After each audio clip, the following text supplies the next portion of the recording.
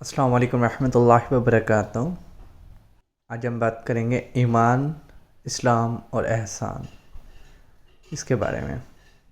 حضرت عمر بن خطاب رضی اللہ عنہ بیان کرتے ہیں کہ ایک روز ہم حضور نبی اکرم محمد صلی اللہ علیہ وسلم کی خدمت میں حاضر تھے کہ اچانک ایک شخص ہماری محفل میں آیا اور اس کے کپڑے نہایت سفید، بال گہرے سیاہ تھے۔ اس پر سفر کے کچھ اثرات نمایاں نہ تھے اور ہم میں سے کوئی شخص بھی پہچانتا بھی نہ تھا۔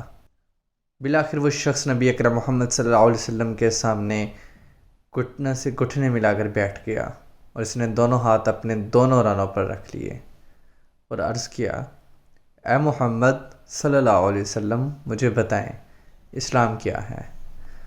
نبی اکرم محمد صلی اللہ علیہ وسلم نے فرمایا، اسلام یہ ہے کہ تم اس بات کی گواہی دے کہ اللہ تعالیٰ کے سوا کوئی معبود نہیں اور محمد صلی اللہ علیہ وسلم اللہ تعالیٰ کے رسول ہیں، اور یہ کہ تم نماز قائم کریں، زکوٰۃ ادا کریں، رمضان المبارک کے روزے رکھیں، اور اگر استطاعت ہو تو بیت اللہ کا حج کریں۔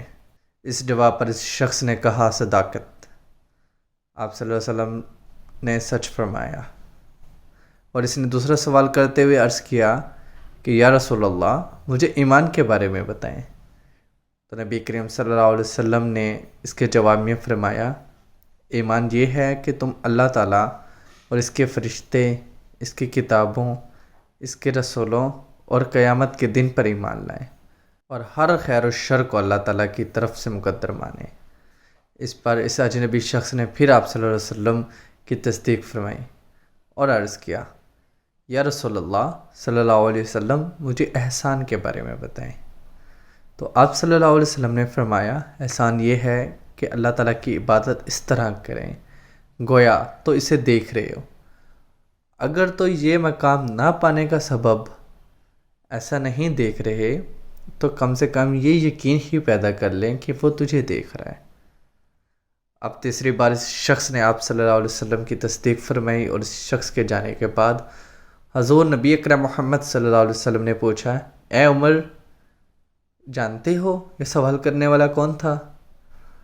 تو عمر رضی اللہ عنہ نے عرض کیا کہ اللہ اور اس کے رسول صلی اللہ علیہ وسلم بہتر جانتے ہیں۔ فرمایا، یہ جبرائیل تھا جو تمہیں تمہارا دین سکھانے آیا تھا۔ اور اس مبارک حدیث کا حوالہ ڈسکرپشن میں دیا گیا ہے۔ اگر کہیں غلطی کوتاہی ہو تو اللہ کی رضا کے لیے معاف کر دیں۔ جزاک اللہ۔ السلام علیکم۔